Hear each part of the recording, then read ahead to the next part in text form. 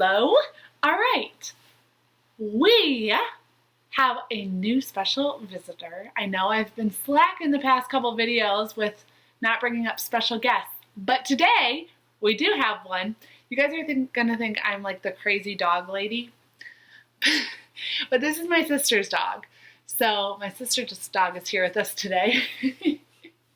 This is Peyton. You say hi? So she's gonna she's gonna listen to our next chapter. She likes to bark a lot, so hopefully she doesn't look out the window and start barking like crazy and interrupt her video. Right, Pan? After the mad Frobscotto party was over, Sophie settled herself again on top of the enormous table. You is feeling better now? Asked the big friendly giant. Much better, thank you, Sophie said. Whenever I is feeling a bit scrotty, the BFG said, a few gallops of Frobscottle is always just making me hopscotchy again. I must say it is quite an experience, Sophie said. It's a rat twizzler, the BFG said. It's gloriumptious. He turned away and strode against the cave and picked up his dream-catching net. I is galloping off now, he said, to catch some more wopsy-whiffling dreams for my collection. I is doing this every day without missing. Is you wishing to come with me? Not me, thank you very much, Sophie said. Not with those other giants lurking outside. I is snuggling you very cozy in the pocket of my waistcoat, the BFG said. Then no one is seeing you. Before Sophie could protest, he had picked her up off the table and popped her into the waistcoat pocket. There was plenty of room in there. Is you was wishing for a little hole to peep out from? He asked her. There's one here already, she said. She had found a small hole in the pocket, and when she put one eye close to it, she could see out very well indeed. That's Peyton growling at the neighbors. Peyton, come here. Come lay down. She watched the BFG as he bent down and filled his suitcase with empty glass jars. He closed the lid and picked up the suitcase in one hand, took the pole with the net on the other hand, and marched towards the entrance of the cave. As soon as he was outside, the BFG set off across a great hot yellow wasteland where the blue rocks lay and the dead trees stood and where all the other giants were skulking about. Sophie, squatting low on the heels in her pocket of the leather waistcoat, had one eye glued to the little hole. She saw the group of enormous giants about 300 yards ahead. Hold your breaths, the BFG whispered down to her. Cross your fingers. Here we go. We is going right past all these other giants. Is you seeing that whopping great one, the one nearest to us? I see him, Sophie whispered back, quivering. That is the horriblest of them all, and the biggest of them all. He is called the flesh lump eating giant. I don't want to hear about him, Sophie said. He is 54 feet high, the BFG said softly as he was jogging along. He is swallowing human beings like they is sugar lumps, 2 or 3 at a time. You're making me nervous, Sophie said. I is nervous myself, the BFG whispered. I is always gets as jumpsy as a jog hopper when the flesh lump eating giant is around. Keep away from him, Sophie pleaded. Not possible, the BFG answered. He is galloping easily 2 times as quickly as me. Shall we turn back? Sophie said. Turning back is worse, the BFG said. If they is seeing me running away, they is all giving chase and throwing rocks. They would never eat you, would they? Sophie asked. Giants is never guzzling other giants, the BFG said. They is fighting and squirreling a lot with each other, but never guzzling. Human beings is more tasty to them. The giants had already spotted the BFG, and all heads were turned, watching him as he jogged forward. He was aiming to pass well to the right of the group. Through her little peephole, Sophie saw the flesh lump-eating giant moving over to intercept them. He didn't hurry. He just loped over casually to a point where the BFG would have to pass. The others loped after him. Sophie counted 9 of them altogether, and she recognized the blood bottler in the middle of them. They were bored. They had nothing to do until nightfall. There was an air of menace about them as they loped slowly across the plain with long, lolloping strides, heading for the BFG. Here comes the runty one, boomed the flesh lump eater. Ho, ho there, runty one! Where is you splatch winkling away in such a hefty hurry? He shot out an enormous arm and grabbed the BFG by the hair. The BFG didn't struggle. He simply stopped and stood quite still and said, Be so kind as to be letting go of my hair, flesh lump eater. The flesh lump eater released him and stepped back a pace. The other giants stood around, waiting for the fun to start. Now then, you little grob squiffler, boomed the flesh lump eater. We is all of us wanting to know where you is galloping off to every day in the daytime. Nobody ought to be galloping off anywhere until it is getting dark. The human beings could easily be spotting you and starting a giant hunt, and we is not wanting that to happen, is we not? We is not, shouted the other giants. Go back to your cave, Renty One. I is not galloping to any human being country, the BFG said. I is going to other places. I is thinking, said the flesh lump eater, that you is catching human beings and keeping them as pets.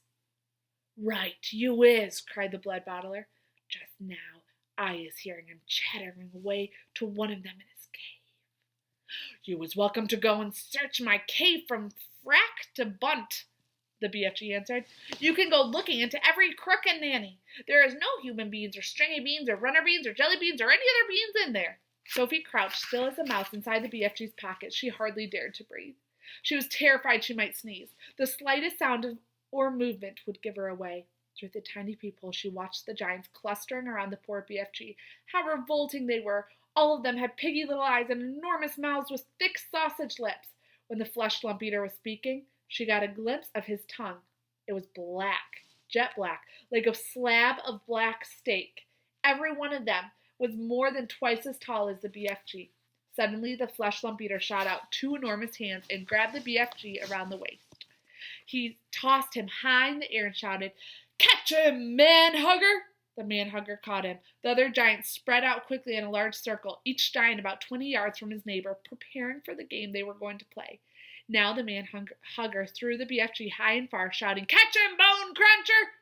The Bone Cruncher ran forward and caught him tumbling BFG and immediately swung up at him again. "Catch him, child chewer!" he shouted. And so it went on. The giants were playing ball with the BFG, vying with each other to see who could throw him the highest. Sophie dug her nails into the sides of his pocket, trying to prevent herself from tumbling out when she was going upside down. She felt as though she were in a barrel going over Niagara Falls, and all the time there was a fearful danger that one of the giants would fail to catch the BFG and he would go crashing to the ground. "Catch him, Mead Dripper! Catch him, Gizzard Gulper! Catch him, Maid Masher! Catch him, Blood Bottler! Catch him, catch him, catch him!" In the end, they got bored with this game. They dumped the poor BFG on the ground. He was dazed and shattered. They gave him a few kicks and shouted, "Run, you little runt! Let us be seeing how fast you is galloping!" The BFG ran. What else could he do? The giants picked up the rocks and hurled them at him. He managed to dodge them. "Ruddy little runt," they shouted. "Troggy little twit, shrivelly little shrimp, mucky little midget."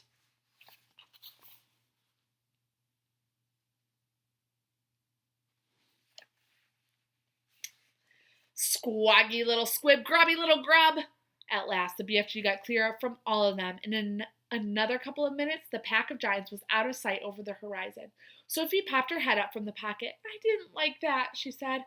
"Phew," said the BFG. "Few and far between. They was in a nasty crouching mood today, was they not? I is sorry you was having such a whirligig time."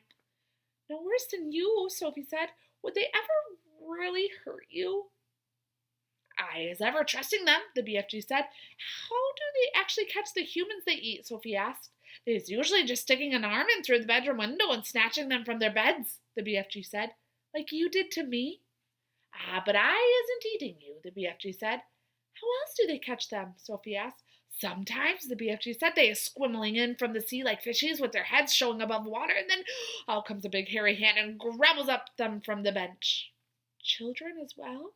"Often chittlers," the BFG said. "Little chittlers who is building sandcastles on the beach. That is who they squimmling ones are after. Like chittlers is not so tough to eat as old grandmama," so says the child chewing giant.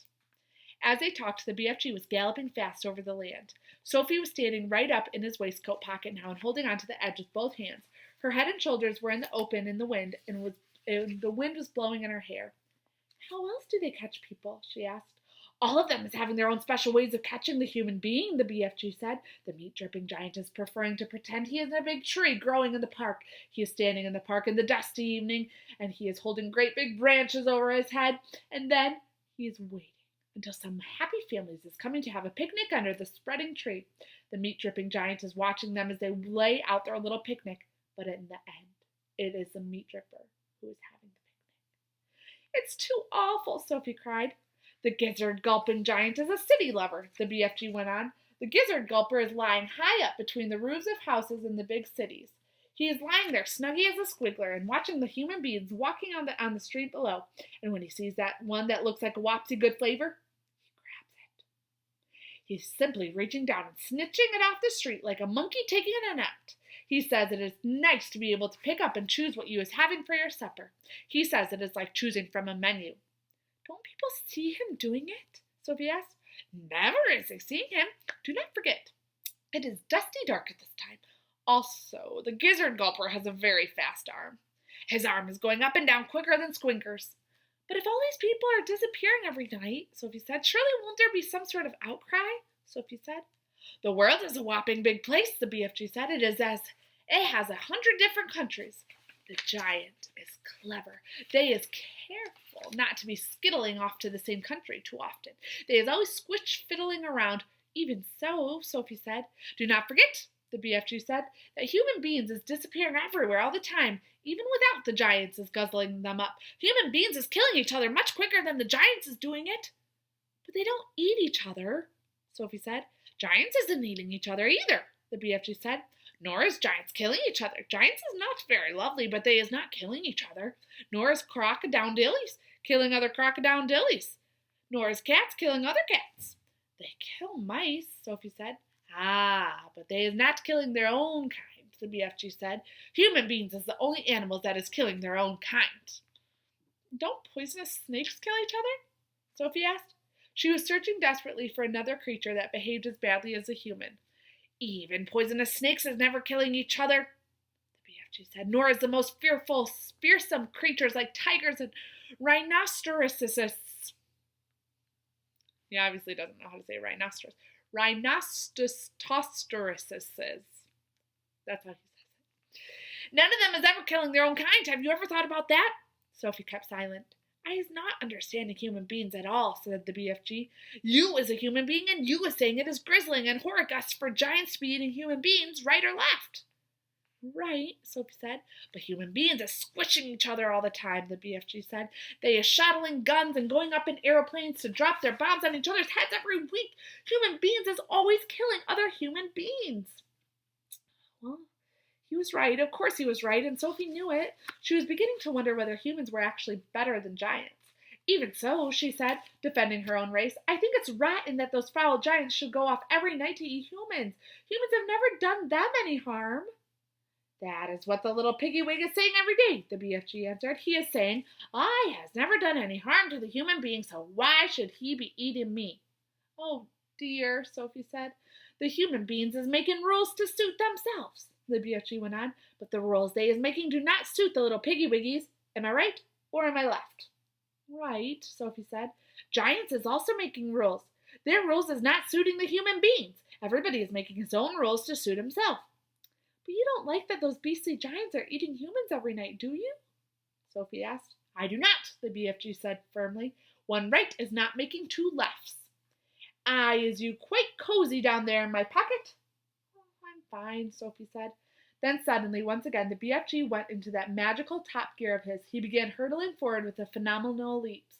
His speed was unbelievable. The landscape became blurred again and again. Sophie had to duck down out of the whistling gale to save her head from being blown off her shoulders. She crouched in the pocket and listened to the wind screaming past. It came knifing in through the tiny peephole in her pocket and whooshed around her like a hurricane. But this time the BFG didn't stay in top gear long. It seemed as though he had some barrier to cross. A vast mountain, perhaps, or an ocean, or a great desert. But having crossed it, he once again slowed down to his normal gallop, and Sophie was able to pop her head up and look out once more at the view. She noticed immediately that they were now in an altogether paler country. The sun had disappeared above the film of vapor. The air was becoming cooler every minute. The land was flat and treeless, and there seemed to be no color in it at all. Every minute the mist became thicker, the air became colder still, and everything became paler and paler until soon there was nothing but gray and white all around them. They were in a country of swirling mists and ghostly vapors. There was some sort of grass underfoot, but it was not green. It was ashy gray. There was no sign of living creatures and no sound at all except for the soft thud of the BFG's footsteps as he hurtled on through the fog. Suddenly he stopped. "We is here at last," he announced. He bent down and lifted Sophie from his pocket and put her on the ground. She was still in her nightie and her feet were bare. She shivered and stared around her at the swirling mists and ghostly vapors. "Where are we?" she asked. "We is in Dream Country," the BFG said. "This is where all dreams is beginning." All right, the next chapter is called Dream Catching. So come say bye to my friends. She's looking like a dead fish. Say goodbye. Say goodbye. Goodbye. All right, we will see you next time. We hope you enjoyed that chapter. We hope to see you next time. Goodbye. See you later.